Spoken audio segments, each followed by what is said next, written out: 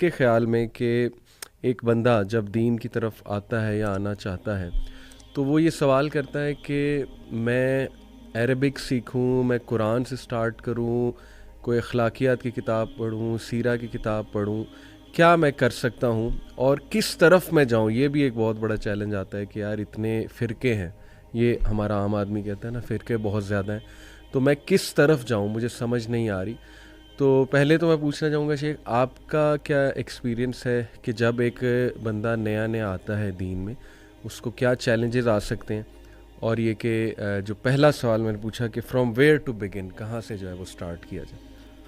محمد علی بھائی، سب سے پہلے تو یہ ہے کہ ٹاپک انتہائی اہم ہے، جی خاص طور پہ ہماری یوتھ کے لیے، اور بالکل. وہ ینگسٹرز جو اس ایج میں الحمدللہ، اور ایک عرصے سے آپ زیادہ بہتر جانتے ہیں کہ یوتھ بہت اس طرف اٹریکٹ ہو رہی ہے الحمدللہ، بالکل ایسے بلکہ دین کو انجوائے کر رہی ہے یوتھ، آپ یہ کہہ لیں الحمدللہ. الحمدللہ. صحیح. خاص طور پہ اس میں ایک بڑا کردار ہے یوتھ کلب کا کہ انہوں نے ایک ٹچ دیا ہے بڑا ہی، ایک جس کو ہم کہہ سکتے ہیں کہ ایک جوائبل لائف آپ کیسے اس کو انجوائے کر سکتے ہیں. جزاک اللہ. الحمدللہ، اللہ تعالیٰ اس کو خیر پر رکھیں. آمین. تو جب یہ بہت زیادہ لوگوں کی ٹریفک ہوتی ہے اس طرف دین کی طرف آنا، تو پھر بہت سارے مسائل جنم لیتے ہیں. یہ ٹاپک اس اعتبار سے بھی اہم ہے کہ شیطان جن 5 جگہوں پر ایک بندے کے لیے صحیح جو ایمبش لگاتا ہے نا، جی ان میں سے ایک یہ ہے کہ جب بندہ یہ چاہتا ہے کہ میں اسلام میں تو ہوں پہلے سے ہی، اب مجھے عمل کی طرف آنا ہے اور اب مجھے پریکٹس کی طرف آنا ہے،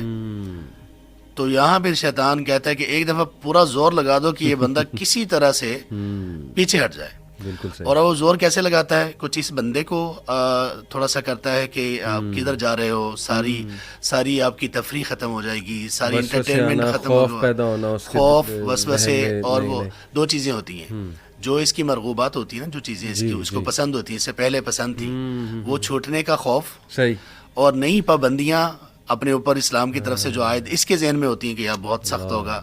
تو یہ 2 طرح کے خوف اس کو درپیش ہوتے ہیں. صحیح صحیح. تو یہاں پہ شیطان کی بھی کوشش ہوتی ہے، یہاں اس کو وہ وسوسے ڈال رہا ہوتا ہے، اور دوسری طرف وہ ان لوگوں کو بھی وسوسے ڈال رہا ہوتا ہے کہ یار یہ بندہ آیا ہے، اب اس کو آپ نے قابو ایسے کرنا ہے کہ آپ کی طرف رہے، کہیں اور نہ جائے. اور یہ چیز بھی ایک کبھی کبھی شیطان کی طرف سے ایسا ایک ہڈن ایک ایسا اٹیک ہوتی ہے نا کہ بندہ کبھی کبھی سبحان اللہ یہ والا دور چلا جاتا ہے.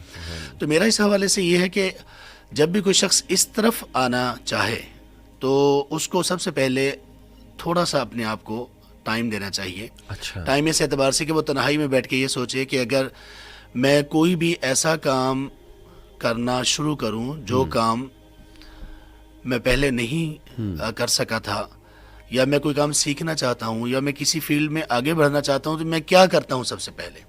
اس کی ایگزامپل میں آپ کو یہ دیتا ہوں کہ ایک شخص ہے، وہ کسی الیکٹریکل انجینئر کے پاس جاتا ہے اور کہتا ہے کہ میں آپ کے ساتھ یہ کام کرنا چاہتا ہوں. کوئی شخص ہے، وہ کمپیوٹر سے ریلیٹڈ کسی شخص کے پاس جاتا ہے اور وہ کہتا ہے کہ میں کمپیوٹر سے ریلیٹڈ کچھ کام کرنا چاہتا ہوں. تو سب سے پہلے وہ یہ کرتا ہے کہ اس کے ٹولز، جو بنیادی ٹولز ہیں، انسٹرومنٹس ہیں، ان کے بارے میں معلومات حاصل کرتا ہے. اسی طرح یہ جو شخص ہے، جب وہ دین کی طرف آتا ہے تو اس کو یہ چاہیے کہ وہ بنیادی چیزوں کا، جو آپ یہ سمجھ لیجئے کہ کسی کام کو شروع کرنے کے ٹولز ہوتے ہیں، انسٹرومنٹس ہوتے ہیں، اور بنیادی چیزیں ہوتی ہیں یا بنیادی ٹرمینالوجیز ہوتی ہیں، ان کے بارے میں اچھی طرح سے معلومات حاصل کرے. اس کے ذہن میں سب سے پہلے یہ ہونا چاہیے کہ میں کہاں جا رہا ہوں. اور اس کا جواب یہ ہوگا دین. دوسرا سوال اس کو، یہ تنہائی کی باتیں اس کی بالکل الگ بیٹھ کے وہ سوچے، اگر میں دین کی طرف آ رہا ہوں، اللہ کی طرف اور رسول کی طرف آ رہا ہوں، تو اللہ کون ہے؟ اس کا سب سے پہلا سوال اپنے آپ سے ہونا چاہیے. اللہ کون ہے؟ رسول کون ہے؟ اللہ اور اس کے رسول کی پہچان سے دین کی پہچان سامنے آ جائے گی. یہ اس کا خود بخود ایک آنسر ہے کہ اللہ کون ہے، رسول کون ہے، دین سامنے آ جائے گا. اللہ اور اس کے رسول کی پہچان ہی دین ہے. اللہ کے کیا حقوق ہیں، رسول کریم صلی اللہ علیہ وسلم کے کیا حقوق ہیں. بس اب یہ جب یہ سوچ لے، اس کے بعد پھر یہ اپنا راستہ جب سیٹ کرے گا، بنیاد یہ ہوگی، تو انشاءاللہ پھر امید ہے کہ شیطان بھی کوئی زیادہ اس کو تنگ نہیں کر پائے گا. اور بہت سارے لوگ جو معاشرے میں اس ٹریپ میں ہوتے ہیں جو شیطان کا پہلے میں نے ذکر کیا، وہ بھی انشاءاللہ اس کو نقصان نہیں پہنچا پائیں گے. بہترین، ماشاءاللہ شیخ. یہ جو آپ نے شیطان کے ٹریپس کی بات کی ہے نا، مجھے یاد آ گیا کہ جب میں دین کی طرف آیا تھا تو واقعی شروع میں نا یہ خوف ہوتا تھا کہ یار دوست چھوٹ جائیں گے، یا دوست چھوڑ کے چلے جائیں گے. دوسرا فیملی کا بھی ایک پریشر ظاہر ہے ہوتا ہے. فیملی والے وہ طرح طرح کی باتیں کرتے ہیں, تانے دیتے ہیں کہ یہ دیکھو جی یہ طالبان بن گیا, یا پتہ نہیں اب یہ کیا کرے گا, ایکسٹریمزم کی طرف جو ہے وہ جا رہا ہے. تو یہ شیخ بڑا ہمیں سوال ایک کامن آتا ہے کہ فیملی والوں کو کیسے ہینڈل کریں, کیونکہ زیادہ تر لوگ نا غصے ہو جاتے ہیں جب شروع میں وہ دین کی طرف آتے ہیں نا, تو بہت زیادہ جوش, جیسے وہ ہم ایک مثال دیتے ہیں کہ جیسے کوکا کولا کی جھاگ بلڈ ہوتی ہے اور اس کے بعد بیٹھ جاتی ہے. تو وہ فیز بڑا اس میں ٹف ہے ہینڈل کرنا اپنے ایموشنس کو, کیونکہ آپ وہ چیزیں دیکھ رہے ہوتے ہیں جو ڈائریکٹ اسلام کے خلاف جا رہی ہیں. تو ظاہر ہے ایک فرسٹریشن تو بلڈ ہوتی ہے اور بندے میں ایک وہ ایگریشن بھی بلڈ ہو سکتی ہے کہ یار یہ کیا ہو رہا ہے. تو اس فیز میں کیسے یہ ڈر ختم کیا جائے کہ فیملی والے مجھے پتہ نہیں کیا کہیں گے یا میرے دوست نہ چھوٹ جائیں, اور یہ کہ کس طرح سے انہیں دعوت جو ہے وہ دی جائے؟ اس میں محمد علی بھائی دو چیزیں ہیں, ایک یہ بندہ جی اور ایک اس کی فیملی, یا اس سے ریلیٹڈ جتنے بھی لوگ ہیں, فیملی ہو یا فیملی کے باہر کے لوگ ہوں, جو سپوزڈ فیملی ہو, بننے والی فیملی ہو سکتی ہے. نوجوانوں کے اس سلسلے میں زیادہ تر ایشو یہ ہوتا ہے کہ یار فلاں کو کیسے چھوڑوں, اس سے تو بڑی اپنی یاری ہے, آنا جانا ہے, وہ جو دوستی کالج اور یونیورسٹی کی ہوتی ہے آپ بہتر جانتے ہیں. اس میں ایک تو اس بندے کے لیے ہے چیز, اور دوسری ان کے گھر والوں یا فیملی کے لیے. اس بندے کے لیے یہ ہے کہ یہ جو خوف ہے نا کہ مطلب میں فلاں کو چھوڑ دوں گا تو کیا بنے گا, فیملی سے پہلے یہ خوف کبھی کبھی زیادہ حاوی ہوتا ہے. صحیح, یا فلاں کے ساتھ میری بڑی دوستی تھی, فلاں بندی بڑی میرے قریب تھی, بڑے ہم نے وعدے کر رکھے تھے, جھیل کے کنارے بیٹھ کے بڑے پتھر پھینکے ہوئے تھے, ہر پتھر پہ قسم کھا رکھی تھی, تو ہم کیسے مطلب میں کیسے سروائیو کروں گا. اس میں ان کو تھوڑا سا حوصلہ کرنے کی ضرورت ہے, اور ایک شعر یاد رکھنے کی ضرورت ہے. یونیورسٹی میں پڑھاتے ہوئے بچوں کو بھی سناتا تھا, مجھے نہیں معلوم کس کا شعر ہے, تھوڑی اونچ نیچ ہو جائے اس کے ساتھ, اس سے بھی معذرت کے ساتھ. وہ کہتا ہے کہ اس سے بچھڑے تو مر جائیں گے, کمال کا وہم تھا بخار تک نہ ہوا. کمال, بالکل سچ. یہ ایسے ہی ہوتا ہے, بندے کو لگ رہا ہوتا ہے کہ یار یہ میری زندگی, یہ بندہ, یہ بندی, اگر اس سے میں بچھڑ گیا نا تو بات ساری ختم ہو جائے گی. صحیح بات. وہ کچھ بھی نہیں ہوتا, بخار بھی نہیں ہوتا, یقین کریں کہ زکام تک نہیں ہوتا, کچھ بھی نہیں ہوتا. یہ پہلے اپنے ذہن سے نکال دیں وہ, اور پھر وہ یہ دیکھیں کہ اللہ کے بندے اور اللہ کی بندی, تم کس کو چھوڑ رہے ہو اور کس کے لیے چھوڑ رہے ہو. سبحان اللہ.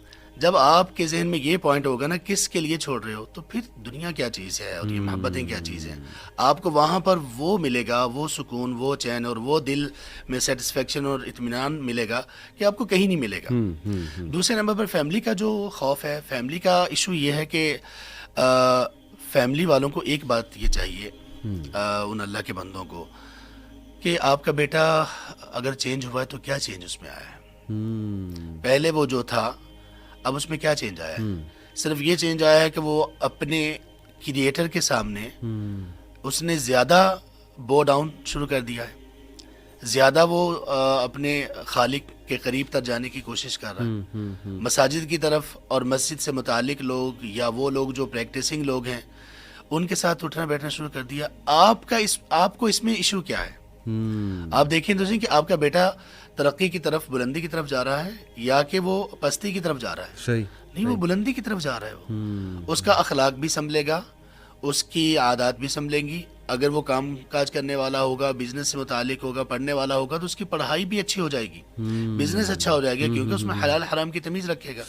تو یہاں پہ فیملی کو یہ چاہیے کہ تھوڑا سا یہاں پہ غور کریں, اور تھوڑا سا ان کو روم دیں کہ دیکھ لو کیا کرنا ہے آپ نے.